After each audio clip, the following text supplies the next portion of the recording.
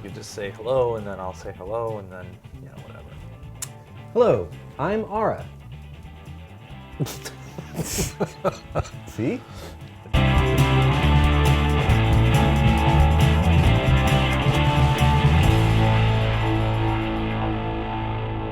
I'm Ara from the Chicago Tribune.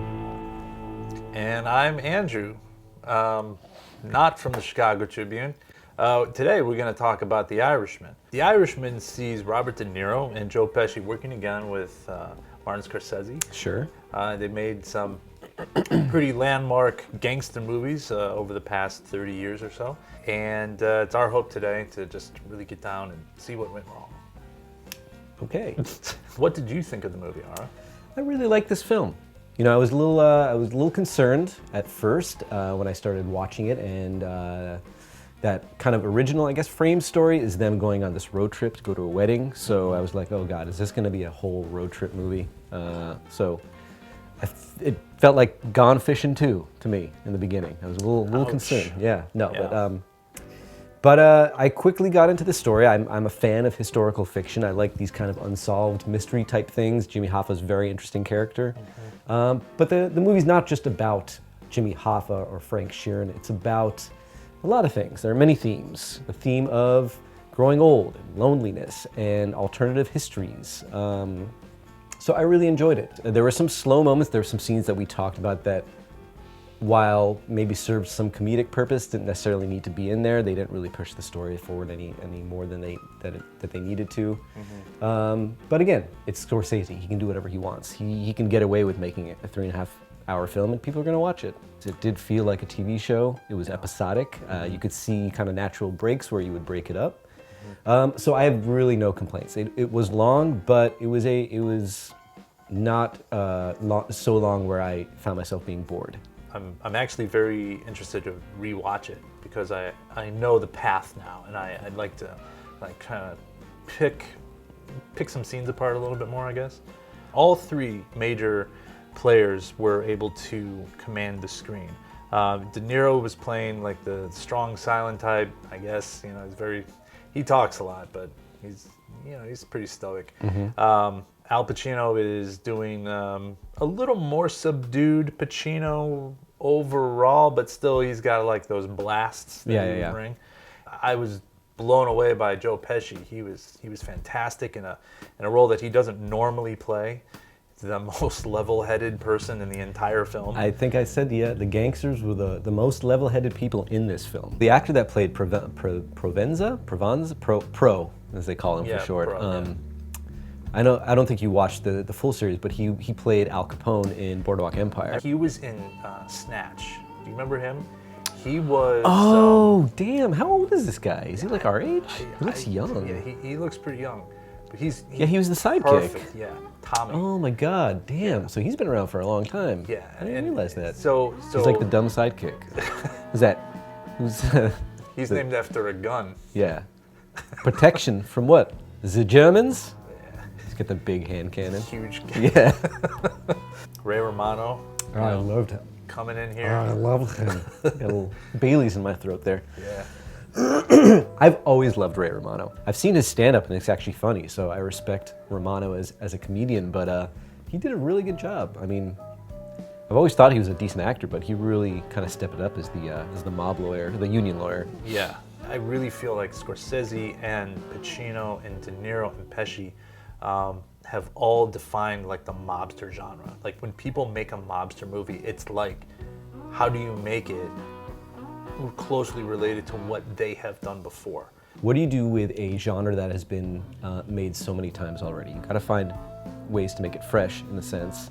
So even though, again, all of these mob movies are based on real people, real events, I feel like this film was about so much more. And it was not as violent as I thought it would be.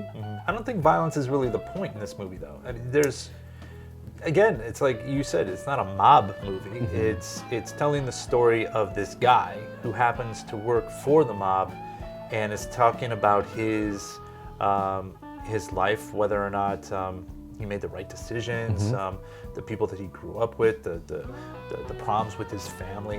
Another big thing people have been talking about is the de-aging technology. that they use to make these actors appear young again. Yeah. And while they certainly did not invent this, Marvel, ironically, has been de-aging their characters. Scorsese, not a fan. Using the same technique himself.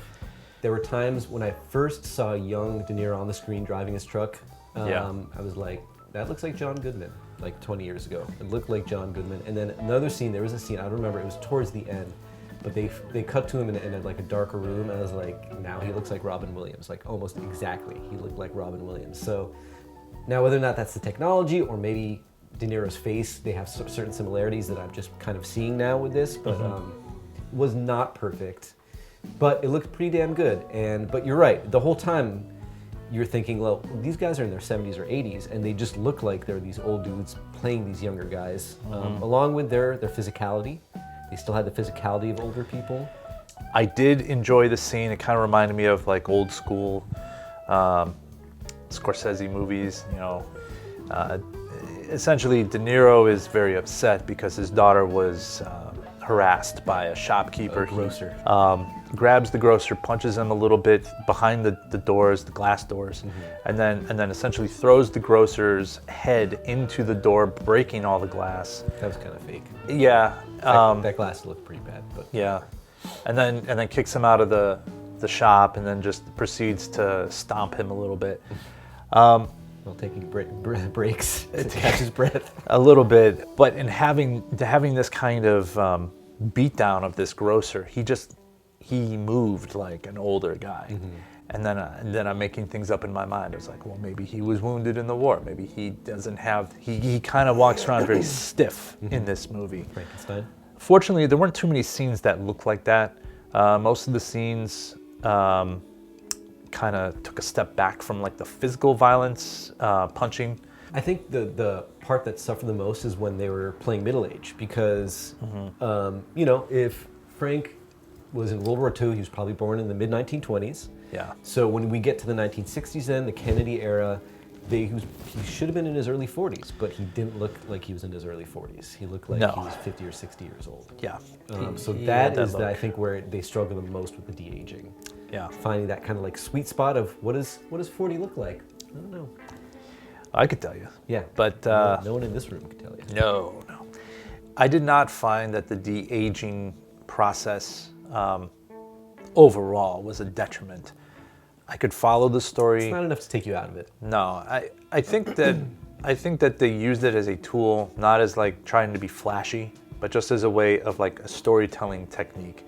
This was made for like a niche audience. The world that we live in today, though, is one in which The Irishman would not be made. This is not a Star Wars, Marvel, or any other like Disney tentpole type thing.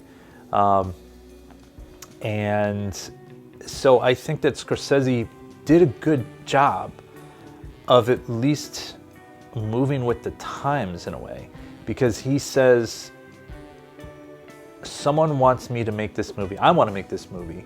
And here's this studio, Netflix. They want to give me $75 million, eventually, to make this film.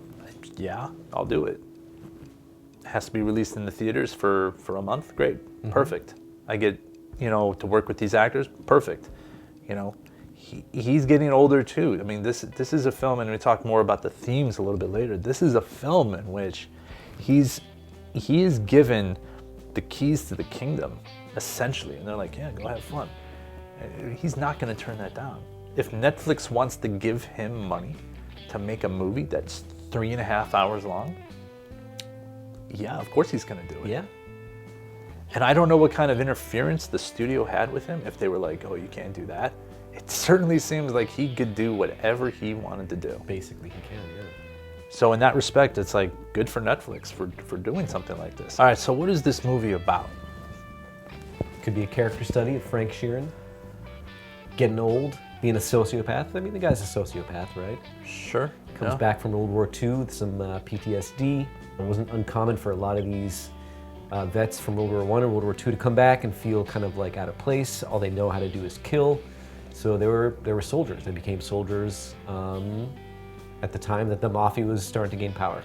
I do think it's about De Niro's character getting older, trying to stay relevant, and there's many parallels to Scorsese himself. Yeah, trying to stay relevant in this changing world of film, right? And media, new media. This is probably his last mobster film, and we've been with these these actors for so many of these movies that, especially the end, that long drawn out ending where we see him get older, everybody dies, he ends up getting cancer and moving into an assisted living place, and then he dies alone.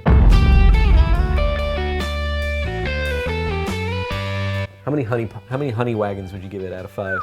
Out of 5, I'd say. I think it's too early for me to tell. Fair. I think there's something that I really appreciated about this film. I can't really give you that number right now. I have to revisit. I am mostly impressed with how quotable it already is. So to me, that says that I'm probably gonna end up liking it and giving it a good rating. But I'm feeling the same thing. Gotta give it some more time to process. But I really enjoyed it. It was funny when it had to be. It was interesting. It was, some nice little historical tidbits in there. A nice, investigation into what happened, what was going on with the rise of the unions and Hoffa and politics and Vietnam and everything. It wasn't really too much about Vietnam, but this just continued history of warfare and violence that our country has experienced, especially over the last century. So I like that kind of stuff. Yeah, when people ask, it's like, oh, do you recommend this? Well, first, yes, I recommend this film.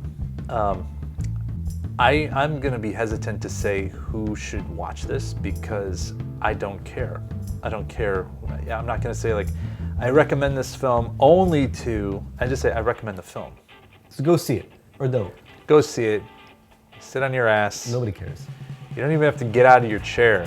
You get the same device that you are watching us on right now. You just go over to that app. I put it on. Watched the entire thing on the cam. 3.5 hours. It was great. On what? On the cam. Oh, on the can. Yeah, because you're like, I watched it on a TV. I watched it in the bathroom. Well, I have a TV in my bathroom, so that's how I roll. How very 1980s of you. Well, thank you. Do you have a phone next to your toilet as well? I do. Hello. And a refrigerator. Hello, operator. You never have to leave. I don't. My legs fall asleep though, which is kind of a detriment. As long as you got a toaster there, you're